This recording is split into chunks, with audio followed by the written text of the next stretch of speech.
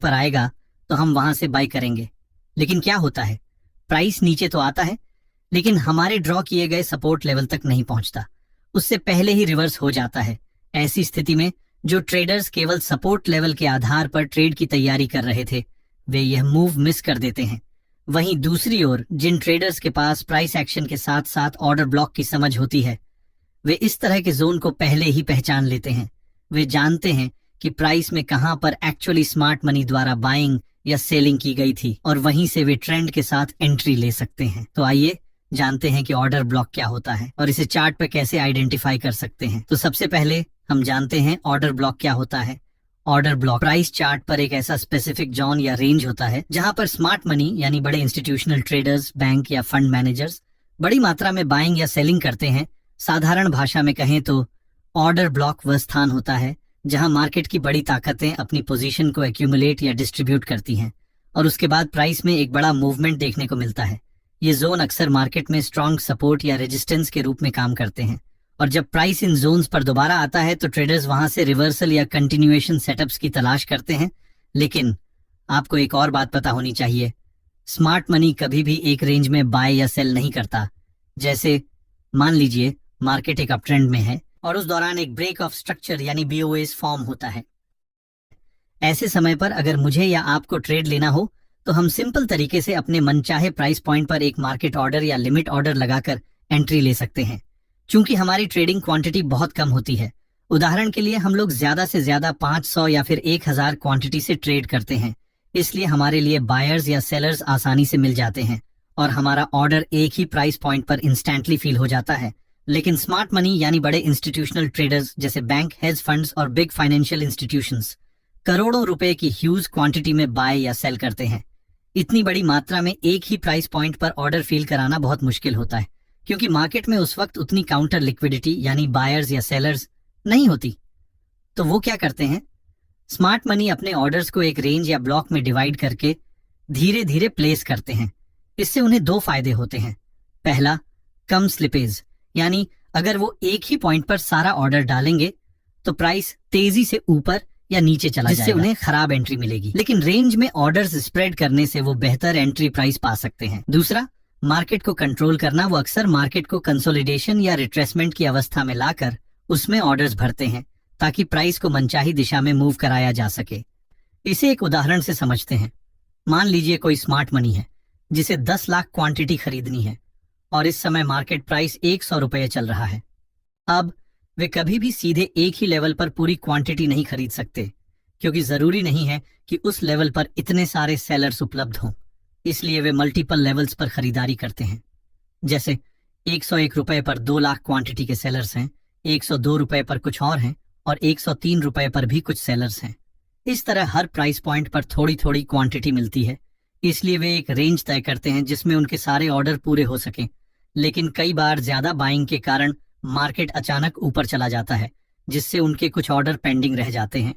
अब चूंकि प्राइस ऊपर जा चुका है, अगर वे अब खरीदते हैं तो उन्हें नुकसान हो सकता है, इसलिए वे चाहते हैं कि प्राइस दोबारा नीचे आए ताकि वे बाकी बची क्वांटिटी भी सही लेवल पर खरीद सकें। इसके लिए वे कुछ टेक्निक्स का इस्तेमाल करते हैं। पहला तरीका है ट्रैप ट्रेडिंग।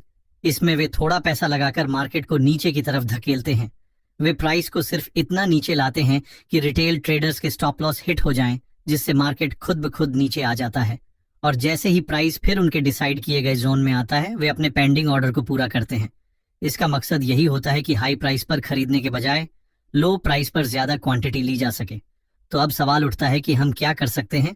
हम ऑर्डर ब्लॉक्स को पहचान सकते हैं और जब मार्केट उन लेवल्स पर वापस आए तो हम भी बिग प्लेयर्स के साथ अपनी एग्रेसिव बाइंग या सेलिंग होती है, यानी जब प्राइस बहुत कम समय में तेजी से ऊपर या नीचे जाता है तो ऐसे मूवमेंट को हम मोमेंटम कैंडल्स से पहचानते हैं। इन मोमेंटम कैंडल्स से ठीक पहले जो कैंडल आता है, जो आमतौर पर एक स्मॉल रेंज या वीक कैंडल होता है, वही हमारे लिए अहम होता है। इसी कैंडल के बेस पर हम एक जोन मार्क करते हैं जिसे प्राइस एक्शन की भाषा में डिमांड या सप्लाई जोन कहा जाता है। जब यही जोन कुछ खास शर्तें पूरी करता है तब इसे ही हम ऑर्डर ब्लॉक कहते हैं। इसीलिए कई बार इसे ऑप्टिमाइज्ड डिमांड या सप्लाई जोन भी कहा जाता है। अब इस पर आगे बढ़ने से पहले एक बार समझते हैं कि सपोर्ट, रेजिस्टेंस, डिमांड, सप्लाई और ऑर्डर ब्लॉक में क्या फर्क है। सपोर्ट और रेजिस्टेंस वो प्राइस लेवल्स होते हैं जहां से प्राइस ने अतीत में कई बार रिएक्शन दिखाया होता है। ये आमतौर पर एक सिंगल पॉइंट होते हैं जिन्हें हम बार बार यूज कर सकते हैं। डिमांड और सप्लाई जोन एक रेंज में होते हैं, न कि एक सिंगल पॉइंट पर। इनकी रेंज सपोर्ट और रेजिस्टेंस से ज्यादा होती है और इन्हें भी हम कई बार यूज कर सकते हैं।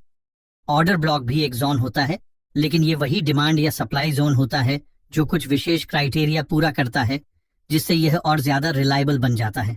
लेकिन वीडियो में आगे बढ़ने से पहले आपको एक बात क्लियर होनी चाहिए कि ऑर्डर ब्लॉक को हम मल्टीपल बार यूज नहीं कर सकते। इसका मतलब यह है कि जब हमने कोई ऑर्डर ब्लॉक फाइंड किया, फिर प्राइस उस लेवल पर वापस आया और वहां से मूव कर गया, तो समझ लीजिए कि वो ऑर्डर ब्लॉक एक बार के लिए यूज हो चुका है। अब उसे दोबारा यूज नहीं किया जा सकता, क्योंकि स्मार्ट मनी के जो भी पेंडिंग ऑर्डर थे वो इस मूव के दौरान फुलफिल हो गए। तो यही था इसका डिफरेंस। अब बात करते हैं कि किसी ऑर्डर ब्लॉक को हम कैसे आइडेंटिफाई करें।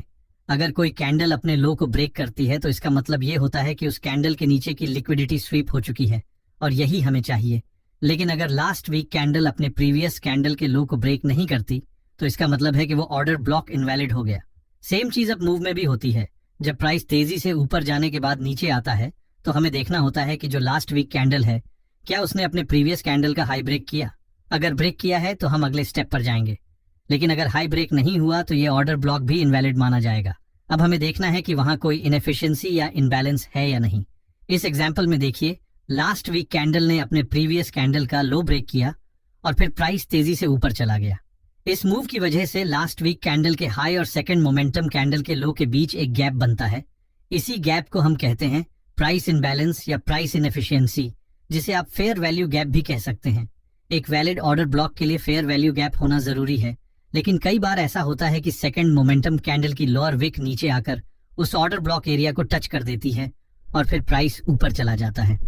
ऐसे केस में ये ऑर्डर ब्लॉक इनवैलिड हो जाता है, क्योंकि जब वो विक उस लेवल को टच करती है तो वहां मौजूद सारे पेंडिंग ऑर्डर उसी वक्त फुलफिल हो जाते हैं। मतलब ये है कि अब यहाँ कोई डिमांड नहीं बची है, क्योंकि अब वहां कोई इनबैलेंस गैप भी नहीं है जिसे फील करने के लिए प्राइस दोबारा नीचे आए।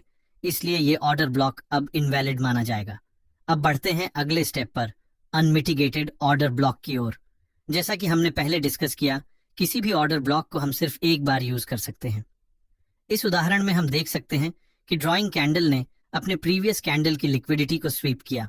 उसके बाद ऑर्डर ब्लॉक कैंडल और सेकंड मोमेंटम कैंडल के बीच में हमें एक साफ इनबैलेंस दिखता है। इसका मतलब ये हुआ कि फ्यूचर में प्राइस इस लेवल तक वापस आ सकता है और वहां से रिवर्स हो सकता है, क्योंकि अभी तक ये ऑर्डर ब्लॉक अनमिटिगेटेड यानी टच नहीं हुआ है।